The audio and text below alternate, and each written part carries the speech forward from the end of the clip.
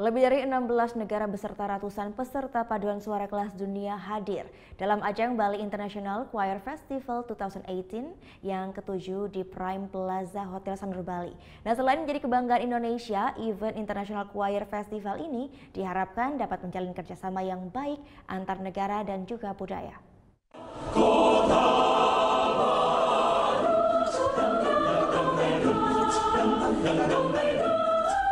Inilah parade festival Bali International Choir 2018, event ke-7 kalinya dari International Choir Festival 2018. Di mana para pesertanya menggunakan baju adat dari daerah dan negara yang berbeda, mulai dari pakaian adat Kalimantan, Jawa Barat, Bali, Papua, hingga Kanada dan Korea.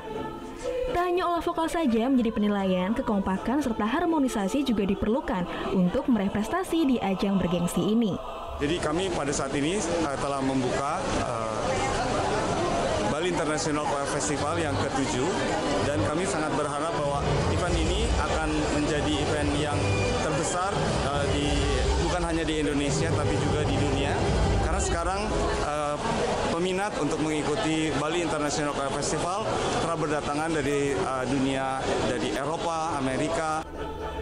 Lebih dari 146 peserta dari berbagai daerah negara dan semua peserta tampak berusaha menampilkan usaha terbaiknya.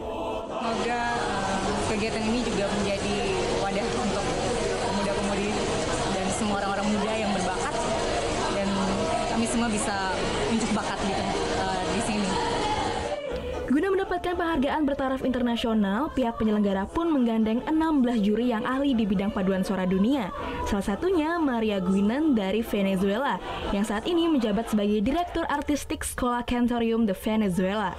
This is a wonderful opportunity to meet with many choirs and conductors, especially from this part of the world, and to get to know them and to also know more the culture of Bali and the culture of Indonesia through choral music. I am very excited and very happy to be here.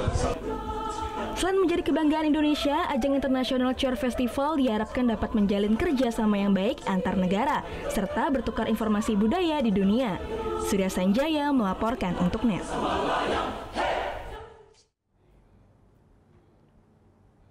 Oh yang beneran? Iya, oke. Tapi gue pernah.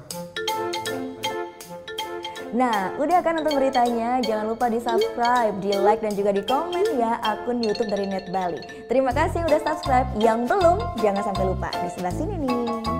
Subscribe.